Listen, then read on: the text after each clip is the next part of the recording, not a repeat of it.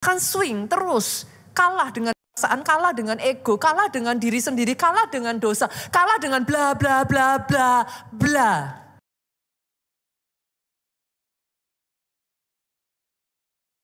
Dia bangkit, Yesus hidup, dia mengalahkan maut. Paskah adalah satu momen dia menyatakan kuasa dan otoritasnya. Boleh sekali lagi tepuk tangannya yang paling meriah buat Yesus Tuhan kita. Justru momen kematian dan kebangkitan itu dipakai Yesus, saudaraku. Untuk dia menunjukkan kepada saudara dan saya, there is a way. Ada jalan. Jangan lagi hidup sebagai pecundang. Jangan terus-menerus hidup kalah dengan dirimu sendiri. Kalah dengan dosa. Kalah dengan perasaan. Terus-menerus diombang-ambingkan. Kalah dengan situasi dan kondisi. Justru di momen Paskah ini ya saudaraku. Saya berdoa. Jalan yang dibuat oleh Yesus menjadi jalan setiap saudara. Sehingga engkau tidak terus kalah. Engkau bangkit menjadi pemenang. Bahkan lebih dari pemenang. Boleh kasih tepuk tangannya yang paling meriah. Itu sebabnya Filipi pasalnya yang kedua ayatnya yang ke-8 multimedia boleh bantu saya. Yesus itu ayat ini ngomong gini. Dan dalam keadaan sebagai manusia. Apa yang dimaksud ayat ini? Ayat ini tuh sesederhana pengen mengatakan kepada saudara kayak gini loh. Yesus itu he was once a human just like you. Yesus itu satu kali manusia sama seperti kita, Pak. Dia bisa sedih. Dia berjuang juga loh ngalahin daging. Dia manusia sama, gak ada bedanya seperti saudara. He was once human. Tapi dalam keadaannya sebagai manusia itu, dia justru turun sebagai manusia to show you the way.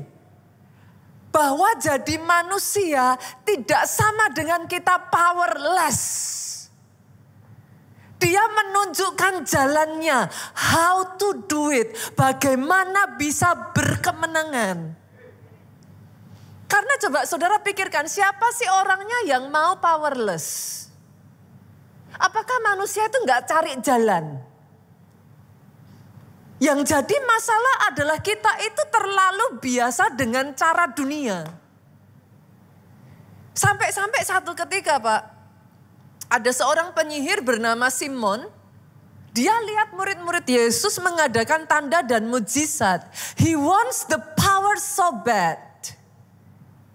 Tapi yang dia tahu caranya adalah cara dunia.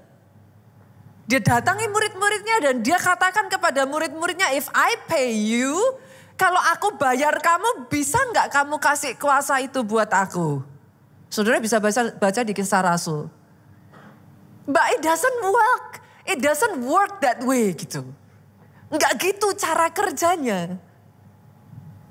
Manusia kepengen punya power, but don't know how. Itu sebabnya kenapa di momen Paskah dan momen Jumat Agung itu menjadi momen yang spesial buat kita orang Kristen, saudara.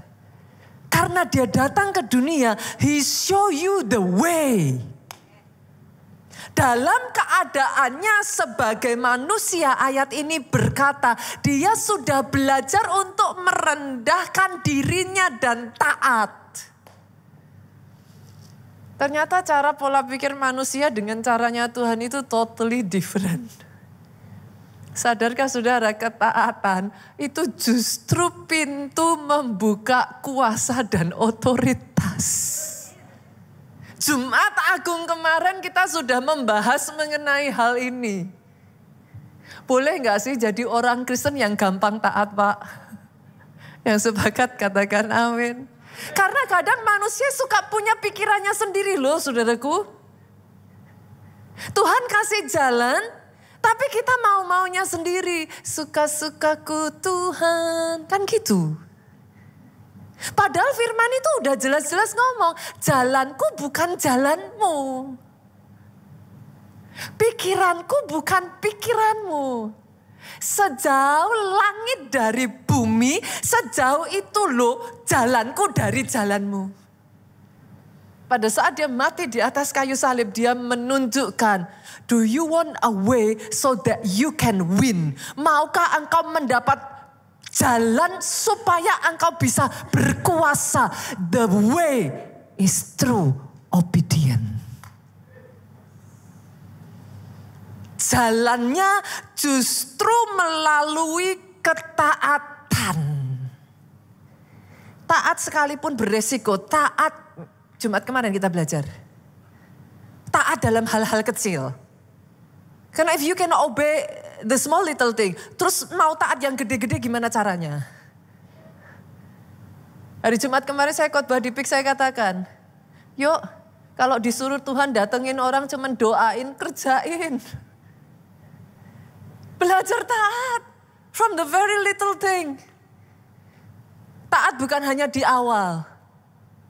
Konsisten taatnya. Bahkan yang keempat, yang terakhir, taat sampai akhir. Finish well, finish strong. Karena itulah ayat 9 ngomong, Allah sangat meninggikan dia, mengaruniakan kepadanya nama di atas segala nama. Hari ini, kalau Jumat Agung kemarin kita belajar, bagaimana obedient itu menuntun kita pada power.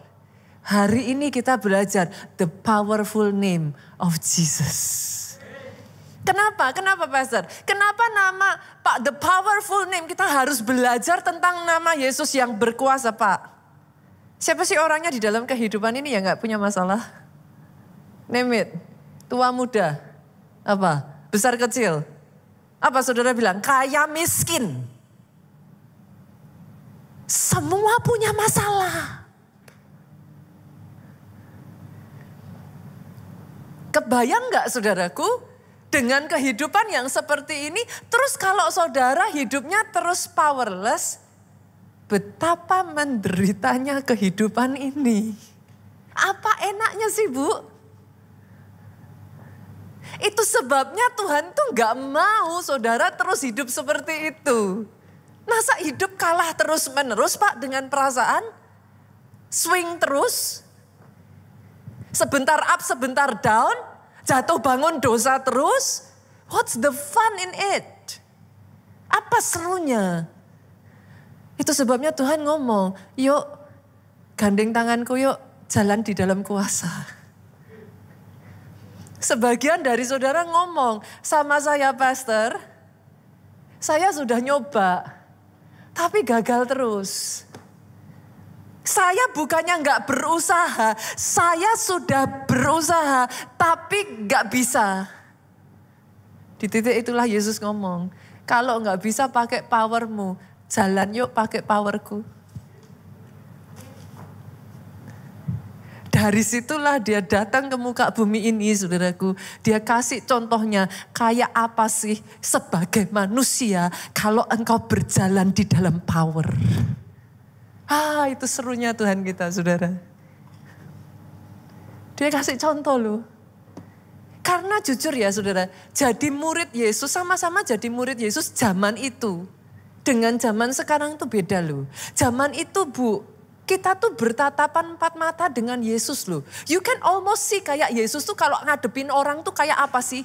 Yesus itu kalau ngelihat orang bebal responnya kayak apa sih?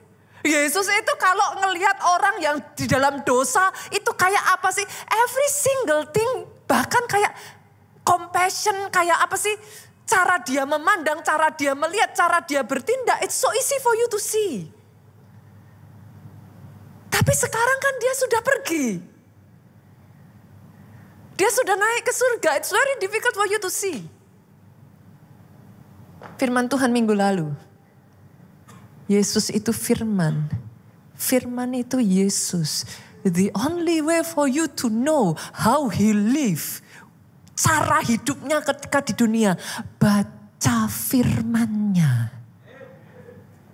Salah satu ayat yang menunjukkan bagaimana sih cara Yesus jalan, cara Yesus hidup. Kisah Rasul 10 yuk kita lihat. Ayatnya yang ke-38 ngomong gini. Yaitu tentang Yesus dari Nazaret. Ayat ini sengaja ngomong tentang Yesus dari Nazaret. Bagaimana Allah mengurapi dia dengan Roh Kudus dan kuat kuasa. Dia yang berjalan berkeliling sambil berbuat baik dan menyembuhkan semua orang yang dikuasai iblis sebab Allah menyertai dia. Yesus yang dari Nazaret ketika dia jadi manusia, dia berjalan, dia nggak sekedar berjalan Pak. Dia berjalan dalam kuasa. Kemanapun dia pergi, dia berbuat baik. Kemanapun dia pergi, selalu ada keajaiban terjadi. Karena kemanapun dia pergi, dia nggak sendirian. Roh Kudus, kuat kuasa itu menyertai dia. Berapa banyak di tempat ini, come on. Kalau saudara mengatakan bahwa saudara orang Kristen, apa sih arti orang Kristen? Pengikut Kristus kan? Berapa banyak yang mau mengikuti caranya dia hidup? No more powerless, saudara. Yesusmu tidak hidup, dia tidak berjalan di muka bumi ini powerless sekalipun dia manusia loh. He show us the way. You can be human at the same time you can be powerful. Doa saya in this moment, momen Paskah ini ya saudara. Tangkap itu firman-Nya. Gimana toh pastor caranya? How? Aku juga mau loh pastor. Aku juga tahu gak enak hidup kayak begini nih. Aku sadar. Gak peduli seberapapun aku berusaha lari kosong loh. Aku tahu pastor, but how? Tahukah saudara bagaimana engkau membalikkan keadaanmu? Enggak lagi powerless, tapi full of power. Itu caranya gimana? Coba kita buka ayatnya ada. Satu demi satu kita lihat jawabannya ada di dalam Alkitab. Lukas 24 ayat 49. Ayat ini ngomong gini. Dan aku akan mengirim kepadamu apa yang dijanjikan Bapakku. Sampai di situ dulu saudara. Yesus tahu momen dia pergi. Dia naik, saudara itu sendirian. Lebih dari semua pribadi ya saudara, dia itu paling tahu kita nggak bisa sendiri. Itu sebabnya Alkitab ngomong, dia mengirimkan penolong yang lain. Tahu nggak sih saudaraku, engkau punya Tuhan yang so sweet loh. Dia nggak pernah meninggalkan engkau sendirian. Dia mengutus penolongnya buat saudara dan saya supaya engkau tidak sendirian. Lihat ini saudara, tetapi kamu harus tinggal di dalam kota ini sampai kamu, dengar ini, diperlengkapi dengan kuasa dari tempat tinggi. Nah saya mau ambil kalimat yang ini, diperlengkapi dengan kuasa dari tempat yang tinggi. Kenapa saya mau tarik saudara? Karena di terjemahan NIV-nya itu dikatakan clothed. Lihat yang di bawah ya saudara. Clothed with power from on high. Dari ayat Lukas 24 ayat 49 ini kita tuh bisa ngelihat bahwa Alkitab mengambil satu paralel, dia menarik, dia mengibaratkan power itu seperti pakaian. Oke ya. Ada nggak sih di sini yang keluar rumah nggak pakai pakaian? Saudara mungkin boleh ketawa loh. Tapi kenapa saya melihat ada banyak orang Kristen pakai pakaiannya cuma seminggu sekali. Kalau di gereja. Saudara loh, every single day loh. Jangankan keluar dari rumah. Saudara ready for the day aja kan udah pakai pakaian toh. Sama, berjalan di dalam Tuhan itu juga sama. Kalau jasmani kita every single day, saudara itu pakai pakaian. Jangan pernah jadi orang Kristen bugil. Terserah nih saudara nanti mau ingat yang lain-lain khotbahnya hari ini pastornya khotbah apa. Oh lupa, gak tahu pokoknya bagus. Saudara mau lupa yang lain boleh. Nanti kalau lupa yang lain ditanya di depan apa firmannya. Jangan jadi orang Kristen bugil itu saudara. Clothed with power. Berpakaianlah kuasa. Everywhere you go, kemanapun engkau pergi, itu pakaian jangan ditaruh, kenakan. Whatever you do, mau deal sama klien, clothed with power from on high. Kalau di sini ada yang masih mahasiswa, saudara studi, clothed with power from on high. Jangan ditinggal. Ibu-ibu di rumah masak sambil jaga anak, clothed with power from on high. Libatkan Yesusmu dalam setiap harimu. Itulah caranya engkau hidup dengan power. Kenapa saudara? Kenapa harus on setiap hari? Pak, memangnya ada toh yang namanya masalah itu kalau datang permisi dulu? Setahu saya, saudara dibuat kalang kabut karena yang namanya masalah udah datangnya berbanyak-banyak. Nggak pernah ketok pintu. Kalau dia ketok pintu, tendang. Karena dia nggak pernah ketok pintu. Dia selalu datang tiba-tiba. That's why banyak orang Kristen yang jadi masalah baru dipakai powernya kalau masalahnya datang. Tiba-tiba di gereja, haleluya, puji Tuhan, feel power. Hari Senin taruh tuh pakaiannya, nggak dipakai lagi, kemana-mana bugil. No, that's not the way of life. Bukan itu yang Tuhan mau. Powernya harus always on. Saya tuh waktu persiapan ini ya, Tuhan tuh bukakan saya sesuatu yang bikin saya tuh tertawa, Pak. Kenapa saya tertawa? Karena ya I live in it gitu kan. Karena itu kehidupan saya. Saya tuh kebetulan saudaraku, saya tuh tinggal di apartemen. Apartemen saya ini menjadi satu dengan mall. So tinggal di apartemen, kalau ditanya apa menyenangkannya tinggal di apartemen pastor? Gak pernah ngalami lampu mati. Gitu. Tapi apakah saya bisa ngomong gini? Berarti lampu mati di luar, di apartemen lampunya gak mati? Listriknya gak mati? Gak juga kali. Orang Kristen tuh gak pernah dijanjiin oleh Alkitab kalau hidupnya gak pernah ada masalah loh. Mana ayatnya? Kalau saudara nemuin ayatnya kasih saya. Gak ada ceritanya kayak begitu. Gak ada ayat mengatakan menjanjikan hidupmu tidak akan ada masalah kalau jadi orang Kristen. Gak ada. Sama. Kalau di luar padam listriknya, di apartemen tuh listriknya juga padam. Yang membedakan apa? Gensetnya dong. Come on. Hitungan detik lampu nyala lagi. Masalah boleh ada. Orang Kristen jangan menghindari masalah. Tapi gensetnya dinyalakan. Hitungan detik, saudara mungkin kehantam, saudara kepukul, kaget, mungkin saudara sempat down. Tapi bangkit lagi dong, lawan dong, hadapi. Senggol kiri kanan, nyalakan gensetmu. Clothed with power from on high. Jadi masalah tidak menjatuhkan engkau, masalah tidak membuat engkau menyerah. Dan by the way ya saudara, ayat ini tuh ngasih term and condition loh.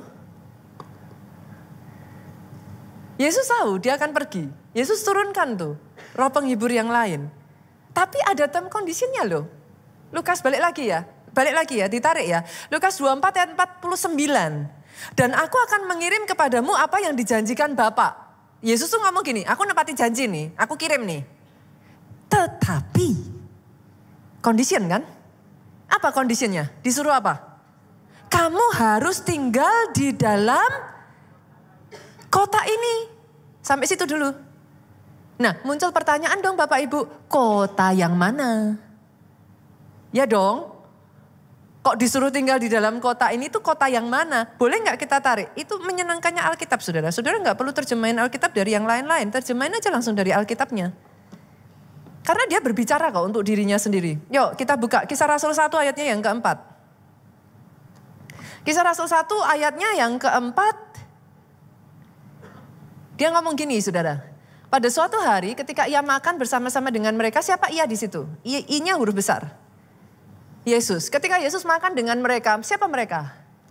Murid-muridnya. Oke, diterjemahin seperti itu ya kalau baca firman ya Bapak Ibu ya. Jadi itu memudahkan saudara untuk nangkep tuh poinnya.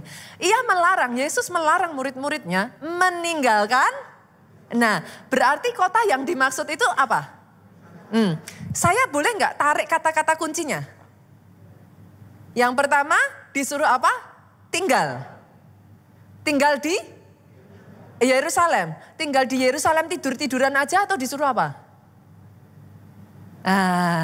Menantikan janji Bapa. Nanti saudara baca ayat yang kelima itu berbicara tentang Roh Kudus. Balik lagi yuk. Lukas 24 ayat 49. Tinggal di dalam kota ini sampai apa? 23. Kamu diperlengkapi dengan kekuasaan dari tempat tinggi. Berarti saya ambil ada 3 kata kunci ya. Tinggal, Yerusalem, diperlengkapi, menerima janji. Oke ya, yuk. Saya tarik dulu dari Yerusalem dulu. Apakah itu artinya saudara harus tinggal di quote-quote Yerusalem jasmani? Berarti kita boyongan nih saudara pergi nih. Karena ayat ini berbicara now buat saudara dan saya berbicara dalam konteks rohaninya. Pada saat itu konteks jasmaninya. Nah kalau kita tarik konteks rohaninya tarik dong. Kalau gitu yang dimaksud Yerusalem apa? Apa yang dimaksud Yerusalem? How do I know Pastor? History. Kalau saudara mau mengartikan saudara harus ngerti nih keadaan Alkitab pada saat itu. Di zaman itu kalau orang bilang gini, ayo kita pergi ke Yerusalem yuk. Itu artinya apa Pak? Ada apa di Yerusalem? Ada yang bisa tahu? Bait Allah. Sorry loh saudara, emangnya kayak orang zaman sekarang. Yang gereja tinggal selisih nyebrang 1 blok tapi itu aja gak datang. Zaman dulu gereja gak banyak, adanya cuma 1, bait Allah. Kita sebut bait Allah gereja dong, kalau sekarang. Bait Allah itu adanya cuma di Yerusalem. Jadi kalau saudara bilang Yerusalem, orang itu udah tahu. Yerusalem berbicara tentang bait Allah. Kalau zaman sekarang, gereja. Bicara soal Yerusalem tadi disuruh apa? Tinggal. Tinggal itu boleh nggak saya artikan menetap? Bisa ya. Tinggal boleh nggak saya artikan nggak pindah-pindah? Tinggal boleh nggak saya artikan tertanam? Boleh nggak sih jangan jadi orang Kristen yang suka-sukaku Tuhan. Ini sudah ada term and conditionnya saudara.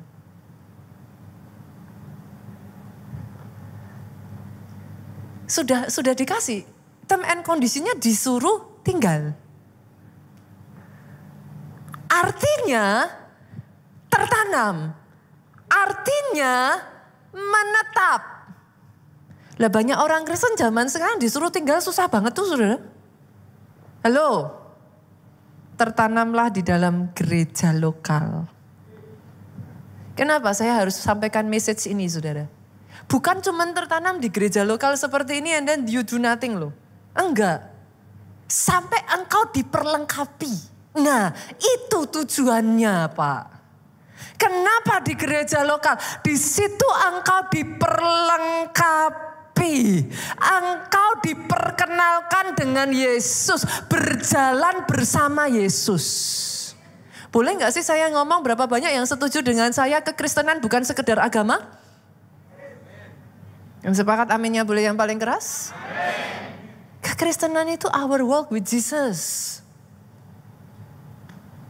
Sorry nih, saya mau menggoncang kenyamanan saudara. Jadi nggak cukup tuh seminggu sekali ke gereja. Saya goncang lagi boleh nggak? Bahkan nggak cukup pelayanan. Kenapa? Saya goncang lagi ya. Saya goncang ya, katanya kan digoncang sampai tinggal tetap yang tidak tergoncangkan kan gitu. Saya goncang aja. Apa garansinya? Apa kelebihan kita ini dibanding bangsa Israel? Kalau mereka itu melihat mukjizat itu dengan mata kepala mereka sendiri loh saudara. Mereka itu berjalan di tanah kering, di sekitarnya akuarium hidup raksasa. Itu saya bisa ngebayangin ya anak-anak kecil lari-lari terus ceng gitu saudara. Itu kalau saya ada di situ ya I will be so curious gitu. Itu orang Israel berjalan di tengah tanah kering, laut terbuka loh. Terbelah loh. Gak lama setelah itu mereka menyembah patung lembu emas ketika Musa naik ke atas, Musa naik ke atas gunung. So what is your guarantee? Kita ini gak pernah ngelihat laut terbelah. What is your guarantee? Belum cukup laut terbelah, tiang awan, tiang api. Itu saya tuh sampai detik hari ini ya, I cannot imagine saudara. Itu kayak apa tuh? Wow, apa enggak majestic gitu. Saya tuh berusaha membayangkan dengan gambaran manusia, I think it's so majestic gitu. Luar biasa banget gitu. Tapi kalau mereka yang ngelihat dengan mata kepala sendiri aja Pak. Semudah itu loh. Meninggalkan Tuhan. So what is your guarantee? Kekristenan tidak boleh didasarkan hanya dari pengalaman mujizat no. Karena manusia tuh unik saudara. Satu sisi engkau ngalami Tuhan, wah engkau kayak Tuhan hebat, kayak gitu. And then the next day Tuhan izinkan masalah terjadi and then you start saying like Tuhan di mana? Itu kan apa nggak pengen dicekik? Loh ini satu orang yang sama, saudara ngomong, aku on fire. And then the next day diizinkan satu masalah terjadi, forget about God. That is human. That is so human. Pernah gak sih saudara ngerasain kayak somehow ketika engkau kering, engkau sway, kayak feel like empty, kayak ngerasa kayak Yesus itu real gak sih? That is human.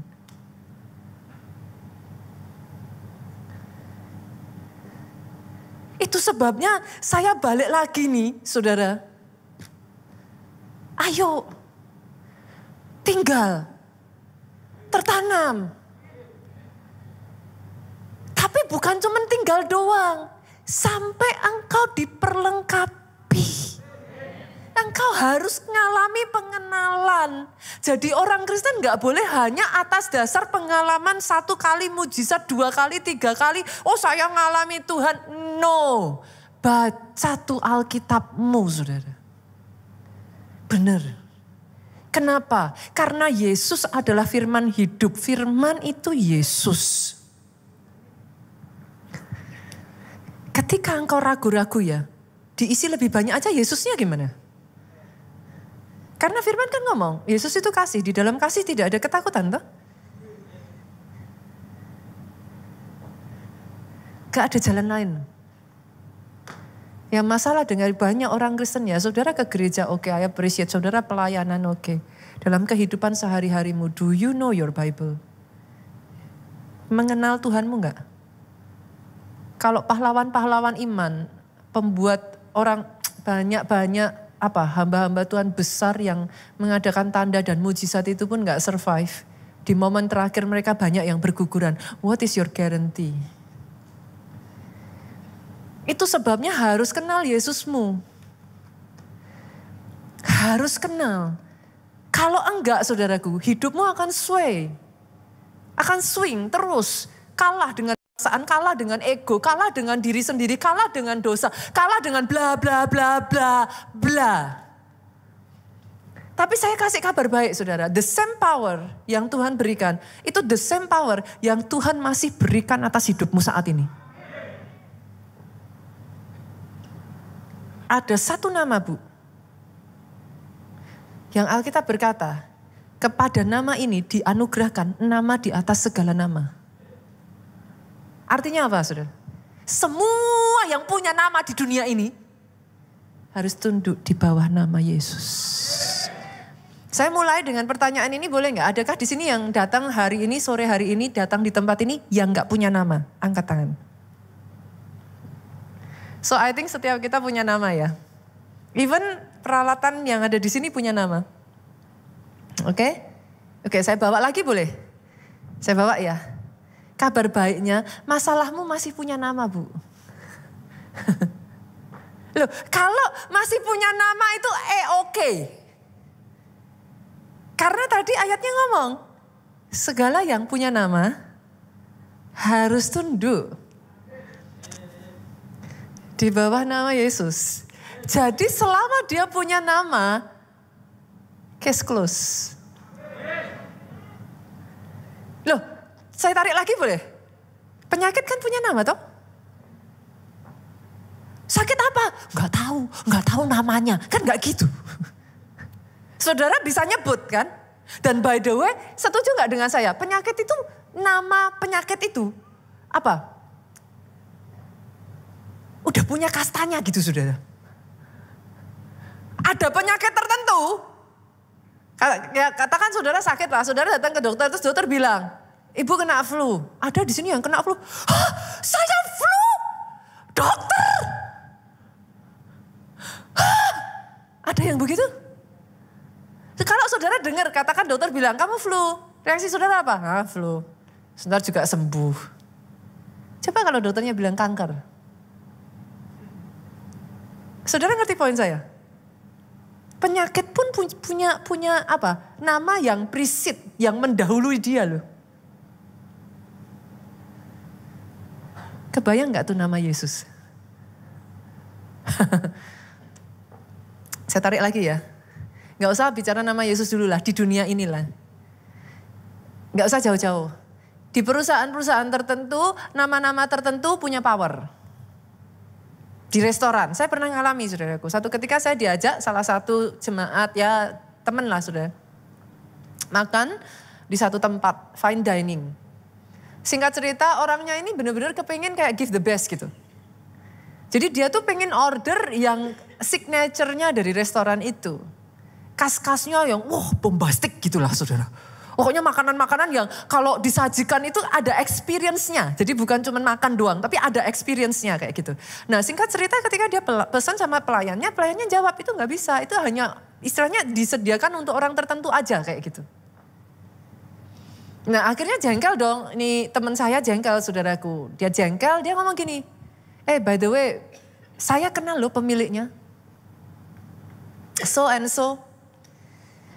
Saya ini pelanggan lama loh di sini. Nah, si pelayan ini kan kepengen mastiin. Karena seringkali ada orang pakai nama tapi kan gak bener kenal namanya.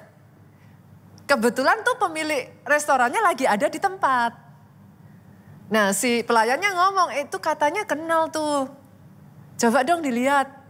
Bener saudara, bosnya keluar, dia lihat ketemu dengan teman saya ini. Wah, kamu sudah lama gak ketemu. Wah, ternyata hubungannya udah cukup dekat saudaraku. Ini benar-benar pelanggan lama, orang yang sering kesana dan lain sebagainya.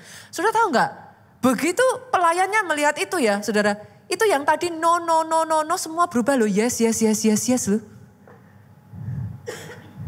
Even di dunia ini, nama itu bisa punya power. Kebayang gak nama Yesus? Yang Alkitab mengatakan kepada nama ini dianugerahkan nama di atas segala nama. Artinya semua yang punya nama harus tunduk di bawah nama Yesus. Buat nama yang satu ini boleh kita beri tepuk tangan yang paling meriah. Boleh berikan tepuk tangan yang paling meriah buat Yesus Tuhan kita. Nah, masalahnya sekarang kita udah ngerti nih.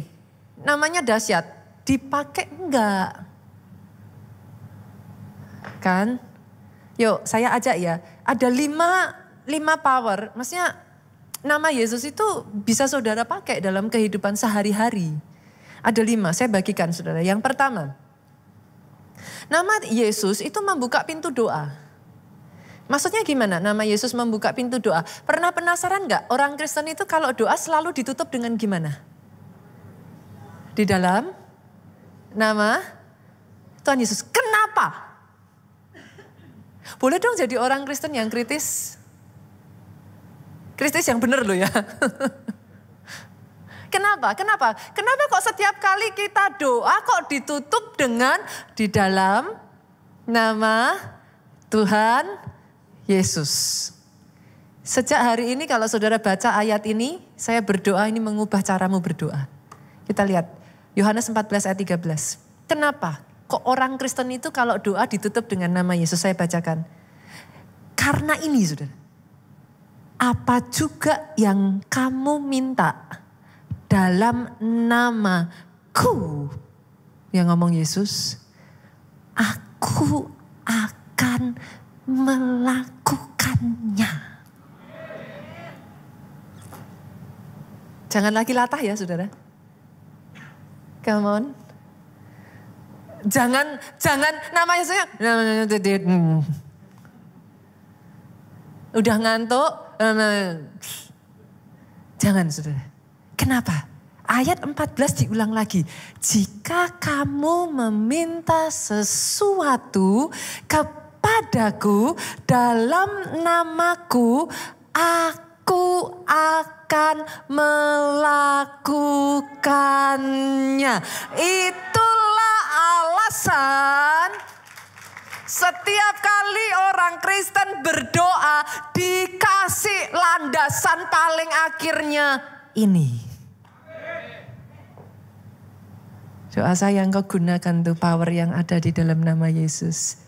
Sejak dari hari ini ketika engkau berdoa, pastikan doakan di dalam nama Yesus.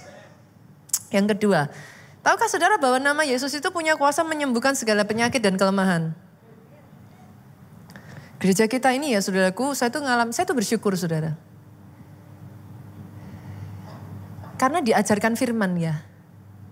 Saya tuh bersyukur jemaat respon. Ketika jemaat respon dan melakukan, something happen. Beberapa waktu yang lalu saya mendapat sebuah kesaksian dari seorang ibu saudaraku. Sepasang suami istri, udah lama gak punya anak, mereka pengen punya anak. Singkat cerita mereka datang ke dokter, diperiksalah dan dokternya ngomong kalau mau punya anak harus dioperasi. Karena ada something gitu saudaraku di dalam kandungan ibu ini, kalau itu gak dioperasi dia gak akan bisa punya anak. Akhirnya suami istri ini sepakat, ya oke, yuk kalau disuruh operasi ya operasi aja, it's okay. Setelah dioperasi saudaraku bulan Mei mereka operasi, gak berapa lama, beberapa minggu setelah itu mereka hamil. Ibu ini hamil. Diceklah, ternyata sudah hamil 5 minggu. Berarti sebelum operasi kan sudah hamil. Tapi mungkin karena masih dalam tahapan sangat awal sekali, nggak ketahuan, dokternya juga nggak tahu. Gitu. Nah muncullah pertanyaan di ibu ini. Kemarin pada saat mau disuruh operasi itu dia kena radiasi, terus disuruh minum obat, terus lah itu posisinya awal kehamilan. Nah si ibu kan jadi khawatir. Duh gimana nih? Akhirnya pikir punya pikir saudaraku sekalian si ibu ini pengen tahu. Ini anak laki apa? Perempuan. Udah deh dia tanya, disuruhlah sama dokternya cek aja kromosom. Dites gitu. Mereka berpikirnya cuma sesederhana ya nanti tahu anaknya cowok apa cewek gitu kan. Ya ada kondisi apalah kayak gitu. Tapi ternyata mereka sangat dikagetkan bahwa bayi mereka ini kedapatan kehilangan satu kromosom. Saya tuh waktu dengar cerita ini takjub sama Tuhan saya loh saudara. Jadi kalau saudara ada sebagaimana saudara ada dengan kromosom yang lengkap, itu keajaiban Tuhan loh. Hanya gara-gara satu kromosom saudaraku, bayi ini didiagnosa terkena sindrom Turner. Sindrom Turner itu adalah sebuah sindrom yang membuat kalau itu anak lahir saudara, maka dia akan lahir dengan kondisi, saya bacakan aja ya saudara, saya tuh takut salah gitu.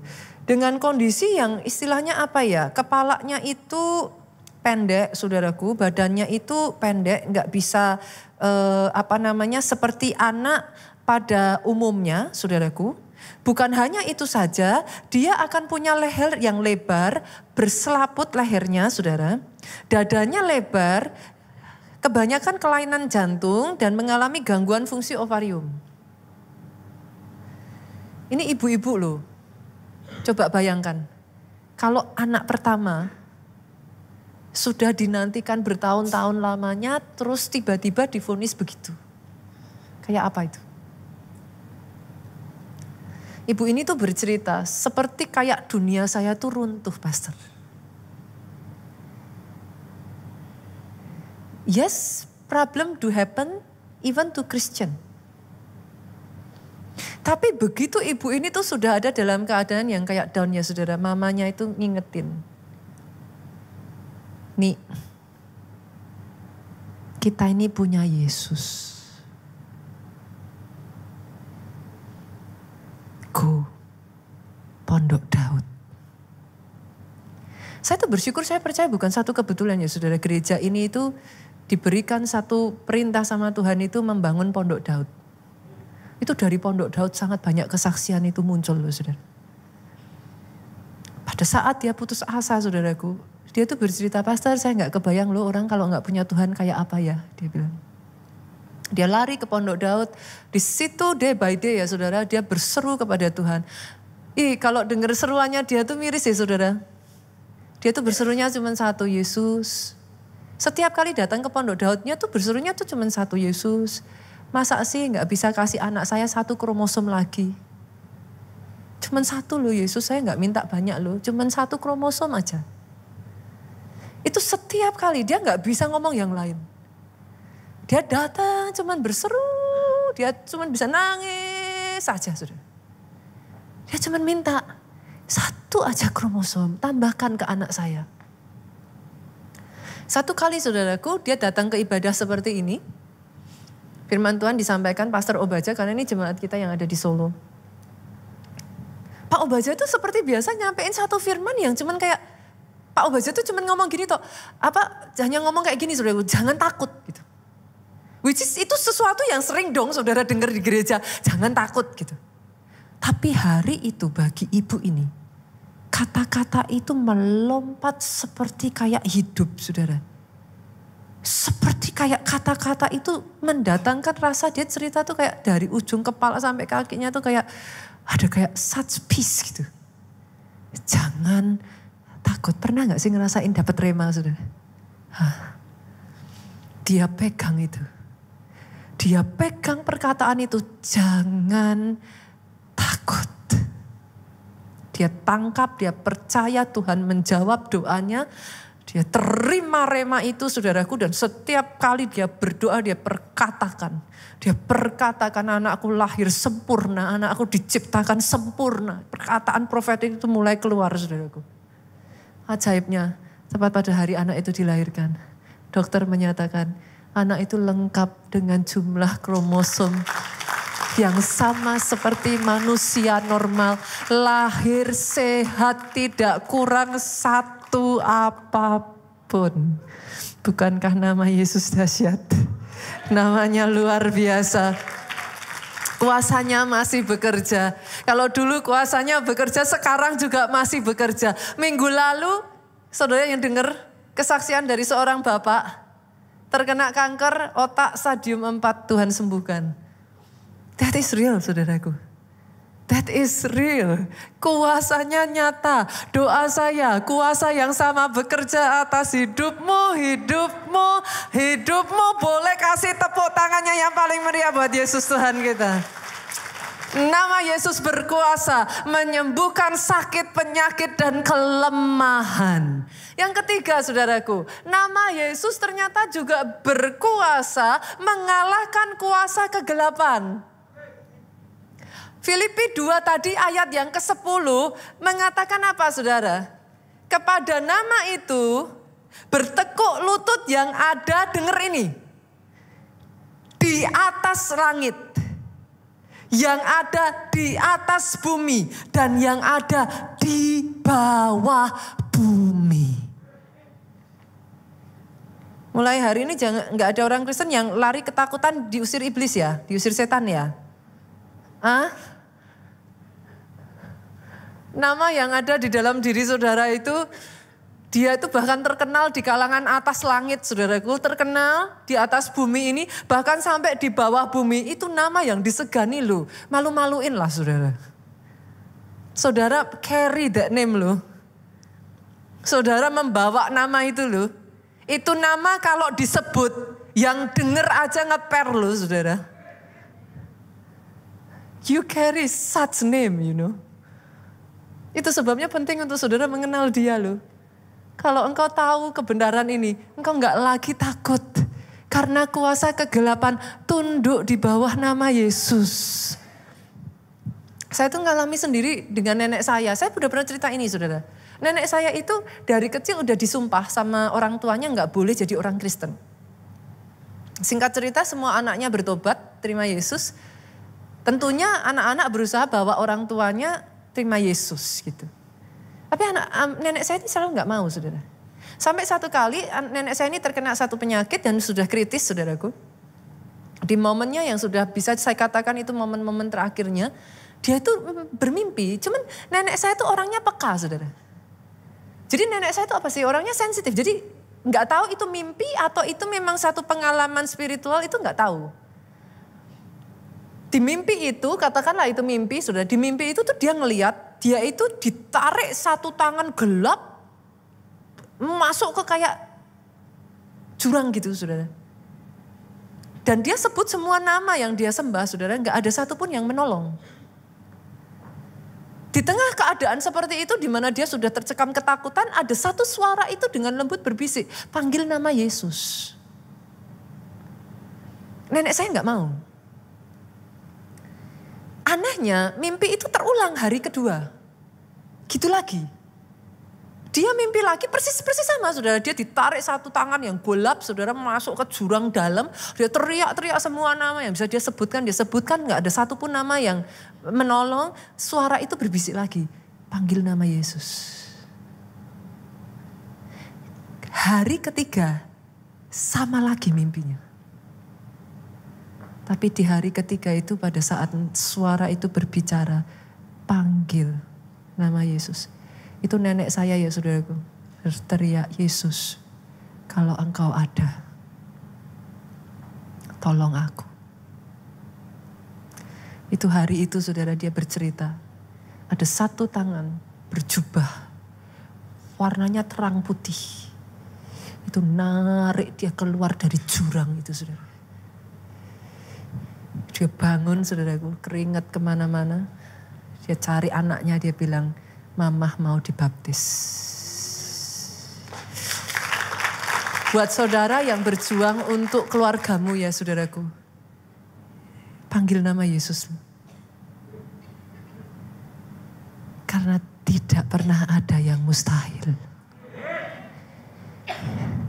Manusia terbatas, tapi cara Tuhan ajaib. Namanya berkuasa. Di kalangan kuasa kegelapan, nama itu mendatangkan ketakutan, saudaraku. Yang keempat, nama Yesus memberi kelepasan dan pembalian keadaan. Saya nggak punya waktu, saya langsung ya saudaraku. Yang kelima, nama Yesus memberikan perlindungan ilahi. Ini saya tuh masih ingat sekali saudara.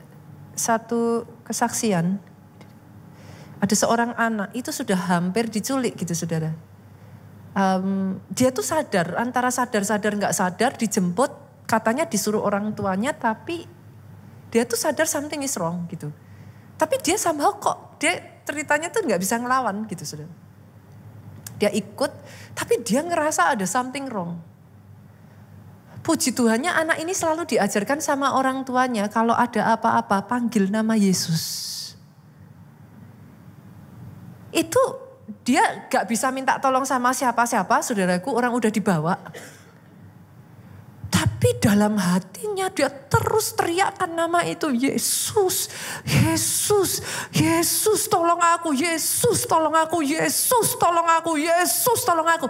Ajaibnya saudara, ini orang yang sudah mau nyulik dia, gak tahu gimana, kayak orang kebingungan, kayak orang kayak chaos gitu. Ketakutan sendiri, lari sendiri, ini anak ditinggal saudara. Anak ini mencari pertolongan, dia selamat. Oh, boleh gak sih pakai nama Yesus dengan satu understanding dulu saudara. Saya akan tutup dengan itu saudara. Pastor, apakah saya bisa pakai nama Yesus sembarangan? Di dalam Alkitab itu pernah ada saudaraku, anak-anak Skewa, nanti saudara baca di Kisah Rasul.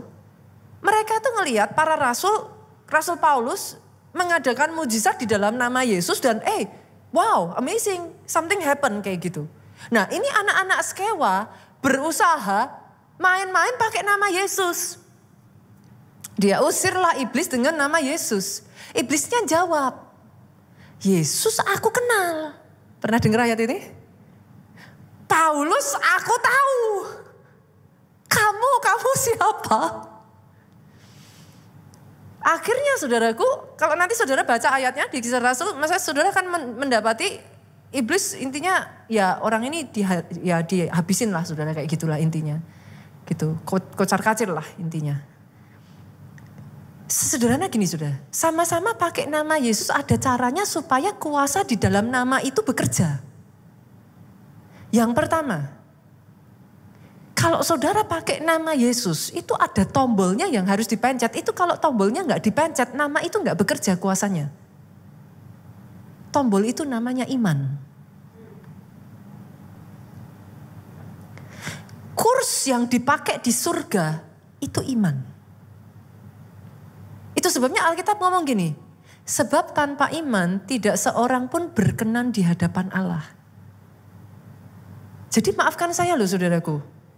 Bukan tangisanmu. Yes, Tuhan itu mendengar tangisanmu. Yes, Tuhan itu tersentuh dengan tangisanmu. Tetapi yang membuat dia bergerak adalah imanmu. Itu sebabnya berkali-kali di dalam Alkitab saudara akan dapatkan. Imanmu telah menyelamatkan engkau. Pergilah, imanmu telah menyelamatkan engkau. Bangkit dan berjalanlah. Imanmu telah menyelamatkan engkau. Iman. Nah, di Kisah Rasul ini, penulis Kisah Para Rasul itu ingin menggambarkan saudara. Pada saat Petrus menyembuhkan orang lumpuh yang sejak dari lahirnya lumpuh. Penulis dari Kisah Rasul ini pengen menunjukkan, yuk kita buka. Kisah Rasul 3 ayat 16. 16 ya multimedia, bukan ayat 16. Dan, dengar ini saudara. Karena kepercayaan dalam nama Yesus. Karena apa? Oke. Kenapa saya butuh menjelaskan ini? Yes, Tuhan itu mengurapi hambanya. Amin. Yes, Tuhan memakai hambanya. Amin. Tapi kuasa itu yang punya dari atas. Boleh nggak jangan menggantungkan pendetanya saudaraku. Aminnya boleh yang paling keras. Nanti sebentar lagi kita masuk KKR 10 hari. Saya tuh paling gemes ya, supaya tak cekik saudaraku. Ada jemaat itu yang didoakan ya. Udah didoakan kepalanya, masih ngomong lagi datang ke pendetanya. Kakinya belum. Perutnya belum. Loh ya sudah toh, itu satu, itu include saudaraku. Itu tak cekik beneran saudara. Kenapa juga gitu loh. Dibutuhkan iman saudara untuk mengaktifkan itu. Jangan terus satu-satu lah, mau sampai kapan saudara? Jemaat keluarga Allah gak begitu loh ya. Amin. Mau pendetanya siapa, hamba Tuhannya siapa, justru iman itulah yang mengaktifkan kuasanya bekerja. Oke, jadi yang pertama iman ya saudaraku. Yang kedua, kalau saudara mau menggunakan nama Yesus, kuasa itu akan bekerja ketika engkau aktif menyerukan namanya. Nah, kenapa kata aktif menyerukan namanya? Manusia itu unik saudara. Kadang kala kita doa, berseru itu bukan sama dengan teriak-teriak ya saudara. Sorry ya. Berseru itu sebuah teriakan yang keluar dari hati yang paling dalam. Itu sebabnya waktu Bartimius diusir banyak orang, dia tetap ngomong, Yesus anak Daud, kasihanilah aku. Itu sampai diusir, dia tetap teriak, Yesus anak Daud, kasihanilah aku. Banyak orang Kristen ketika doa saudaraku, dia doa dengan pengertian kayak gini, ya sudahlah kalau enggak dijawab nanti minum obat juga sembuh. Saudara ngerti maksud saya? Berdoalah, benar-benar tidak ada jalan keluar kalau bukan Yesus yang menyembuhkan. Itu seruan. Saya berkali-kali ngalami saudaraku, doa yang diteriakkan dengan seruan seperti ini ya. Bukan masalah berapa keras suaranya loh. Jangan ya saudara, bukan itunya ya. Tapi dari dalam itu seruan hatimu. Setahu saya saudara, Tuhan yang saya sembah itu spesialisnya menemukan suara-suara yang kayak begitu. Di mana ada suara seperti itu didengar, dia akan datang. Jadi kuasa namanya itu di-on-kan ketika engkau berseru dari dalam. Momen ini ya buat Indonesia, ini momen yang very crucial saudara. Rema yang gereja kita dapatkan 2 Tawarik 7:14. Yang umatku atasnya namaku disebut. Merendahkan diri, multimedia boleh tolong saya. Mencari wajahnya. Maka Tuhan akan mendengar. Bukan Yoel 2 ayat 32 multimedia. Nanti dicari ya saudaraku. 2 Tawarik 7 ayat 14. Kenapa saya mengatakan ini saudara? Ini rema yang beberapa waktu ini ketika kami berdoa ya. Rema ini yang Tuhan munculkan. Berdoa yuk buat bangsa Indonesia saudaraku. 7:14. Ini 18. 7:14 berdoa dengan seruan. Ini sebentar lagi kita akan masuk momen puasa saudaraku. Pakailah momen ini menjadi satu momen engkau berseru-seru kepada Tuhanmu. Keadaan yang sama saudara berseru di sosmed itu beda sama berseru di atas ya. Berseru di sosmed gak akan gimana ya saudaraku? Berseru ke atas yuk. Bangsa ini butuh Tuhan. Bangsa ini butuh Yesus. Beda loh saudara. Kalau anak-anak Tuhan do something, things will happen. Gunakan nama Yesus untuk ini saudara. Bukan hanya di sosmed saudara teriak-teriak. Tapi teriak ke atas. Supaya Tuhan memulihkan bangsa ini. Yang ketiga, yang terakhir saudara. Gimana cara menggunakan nama itu? Gunakan sesuatu demi nama Yesus. Kenapa demi? Karena banyak, kita tuh seringnya gini. Tuhan berkati aku, keluargaku, pekerjaanku, anakku, istriku, ku. Kalau nggak hati-hati, lama-lama banyak orang Kristen itu punya agendanya sendiri tuh loh saudara. Sekali-kali yuk masuk agendanya Tuhan yuk. Dia mau pakai saudara dan saya untuk rencananya. Saya tuh pernah saudaraku, di momen saya tuh masih remaja dan very masih sangat raw Christian. Maksudnya raw Christian, saya tuh baru aja bertobat gitu. Saya on fire habis-habisan buat Tuhan, saya tuh lagi gila-gilanya gitu saudara. Yang ada di hati saya itu cuma satu keinginan, Tuhan pakai aku supaya teman-temanku bisa diselamatin gitu. Tapi saya nggak tahu gimana caranya.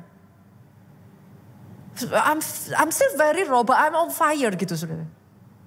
Satu kali saudaraku, kita sedang ada ujian kayak semacam tes, tapi tes dadaan. Nggak boleh buka buku, nggak ada waktu belajar. Tiba-tiba di situ dari dalam diri saya tuh ada kayak suatu perkataan gitu saudara. Saya tuh lagi mendoakan satu teman saya, diajak ke gereja nggak pernah mau. Saya tantanglah teman saya ini. Saya bilang, saya tahu teman saya suka nyontek saudara. Biasanya minta contekan ke saya gitu kan. Jadi saya bilang, kalau kamu dengan contekanmu dan aku tanpa contekan tapi pakai nama Yesus, nilaimu dan nilaiku lebih tinggi, kamu terima Yesus ya?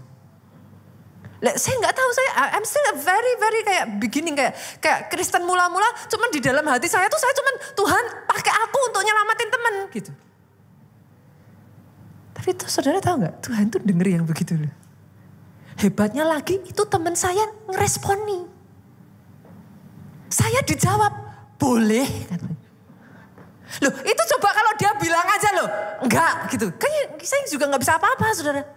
Itu dia ngeresponin, boleh. Kalau sampai kamu nggak nyontek, nilaimu lebih tinggi dari nilaiku. Aku nyontek, aku ke gerejamu katanya. Wow, begitu dia bilang itu langsung saya bilang dalam nama Yesus, Tuhan tolong saya.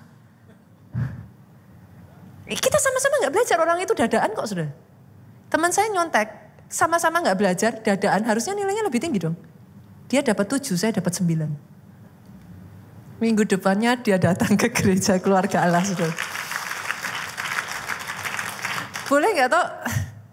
Yuk cerita-cerita kayak gini saya dengar di gereja ini ya saudaraku.